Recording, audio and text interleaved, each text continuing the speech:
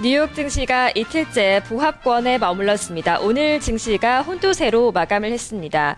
어제 미국의 정치권에서 국가채무 한도에 대한 증액에 대한 한 목소리가 나왔었죠. 특히 버락 오바마 미국 대통령이 이 문제 해결이 되지 못하면 세계 경제가 크게 흔들릴 수 있다라는 경고의 메시지를 보내기도 했었습니다. 이런 가운데 간밤 신용평가사인 피치 쪽에서 채무 한도 증액에 합의하지 못하면 미국의 국가 신용등급 현재 트리플 A에서 강등될 수도 있다라는 경고까지 나온 데 따라서 증시가 보합권에 머물렀습니다.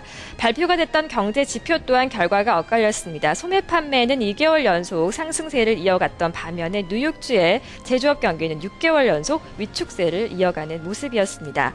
다우존스 지수는 일단 상승권에서 마감을 했습니다. 종가를 확인해 보겠습니다.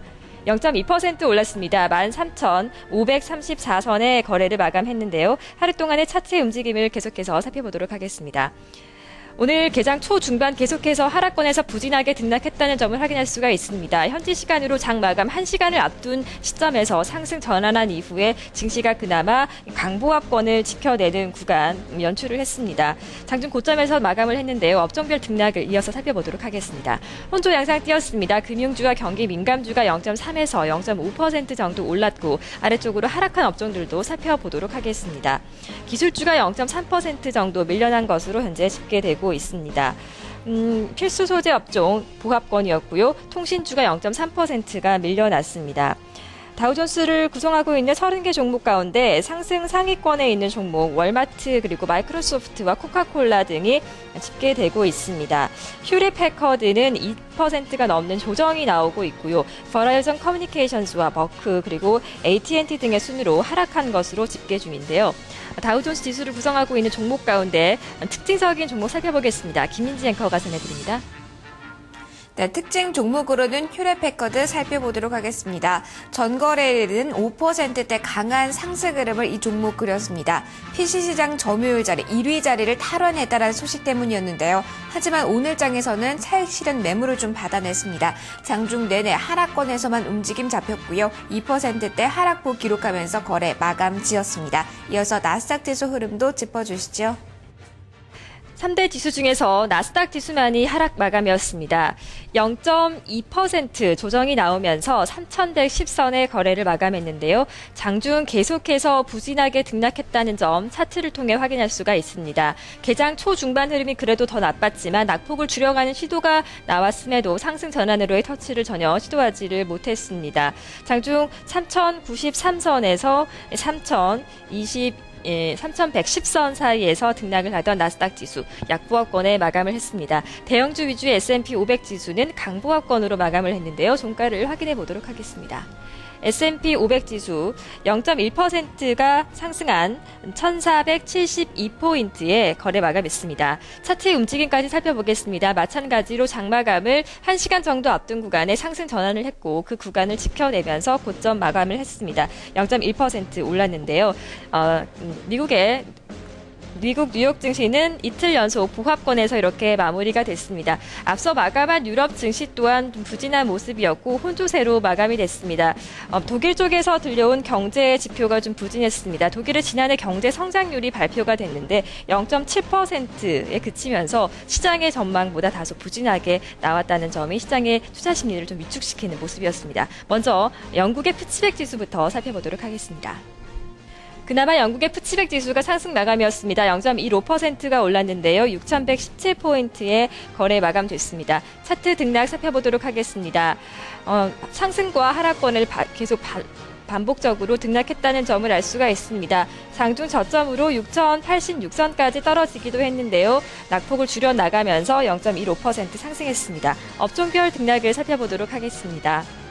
자, 금융주가 0.2% 밀렸고요. 경기 민감주는 0.8%가 올랐습니다. 크게 하락한 업종 눈에 띄고 있습니다. 바로 기술주인데요. 2.6% 큰 조정이 나온 것으로 집계되고 있습니다. 종목들 움직임 살펴보겠습니다. 상승 상위권에 버버리 그룹이 4.6% 크게 올라간 것으로 집계되고 있는데요. 특징적인 흐름을 살펴보도록 하겠습니다. 푸치백 지수의 특징주 김민지 앵커가 전해드립니다. 네, 특징주로는 버버리사 꼽아봤습니다. 이날 상당히 강한 흐름 장 초반부터 장 막판까지 끌고 가는 모습이었는데요. 4.6%의 강한 상승률 기록하면서 이날 거래 마감했습니다. 무엇보다도 실적이란 재료가 투자 심리 개선에 크게 일조했는데요. 지난해 3분기 실적, 매출액이 전년 동기 대비로 7% 증가한 것으로 나타났습니다. 이런 흐름 속에서 강하게 상승으로 마감한 버버리 확인해 보셨습니다. 나머지 유럽 증시 흐름도 짚어주시죠. 독일과 프랑스 증시는 하락했습니다. 닥스 지수를 확인해 보도록 하겠습니다. 0.69%, 0.7%가량의 조정이 나왔습니다. 종가는 7,675포인트였는데요. 등락을 살펴보도록 하겠습니다. 장 초중반에는 계속해서 하락권이긴 했지만 마감 때보다는 그래도 낙폭을 조금 더 낮은 구간에서 등락했다는 점을 알 수 있습니다. 장마감을 앞두고 낙폭을 크게 키워가던 독일 증시가 결국 장중 저점 라인에서 마감을 했습니다. 경제 성장률이 부진하게 나왔다는 여파를 받은 것으로 풀이가 되고 있는데요. 업종별 등락을 살펴보도록 하겠습니다. 전 업종이 부진한 결과를 보였습니다. 특히 기술주가 3.7%의 큰 낙폭을 보인 점이 특징적으로 꼽히고 있는데요. 주요 종목들의 움직임까지 살펴보도록 하겠습니다. 이날장에서 크게 하락했던 종목들 살펴보겠습니다. 독일의 루프트한자가 2% 넘는 조정이 나왔고 철강그룹인 티센크루프 역시 2%대의 부진한 모습이었습니다. 하이델베르크 세멘트사 역시 마찬가지로 1%대의 큰 낙폭을 기록하면서 거래를 마감했습니다. 이어서 프랑스 카크 지수까지 살펴보도록 하겠습니다. 마찬가지입니다. 0.3% 가까이 밀려났는데요. 종가 확인해 보도록 하겠습니다. 3,697포인트의 거래 마감됐습니다. 하루 동안의 등락입니다. 장 중반에 고점을 만들어내면서 3,718포인트까지 올라서기도 했지만 이후에 바로 하락 반전한 구간에서 부진하게 등락을 하다가 하락권에서 결국 마감을 했습니다. 카크 지수를 구성하고 있는 주요 종목들의 움직임도 이어서 좀 살펴보도록 하겠습니다. 주요 종목들의 움직임을 살펴보도록 하겠습니다. 크레딧 아그리콜입니다. 1.28%가 올랐고 아르셀로미탈이 1% 역시 마찬가지로 올랐던 반면에 금융주인 악사가 1%대 조정이 나왔고 통신주인 프랑스텔레콤 0.9%, BNP 파리바의 낙폭이 두드러지고 있습니다. 3%가 넘는 강한 조정과 함께 소시에테 제네럴까지 부진한 모습을 기록한 채로 거래를 마감했습니다. 미국과 유럽 증시가 혼조세로 마감을 했습니다. 상품 시장은 어땠을까요? 달러 인덱스부터 살펴보겠습니다.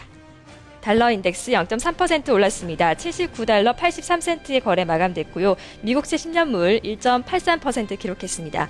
유가 동향입니다. WTI와 브렌트유가 모두 하락했습니다.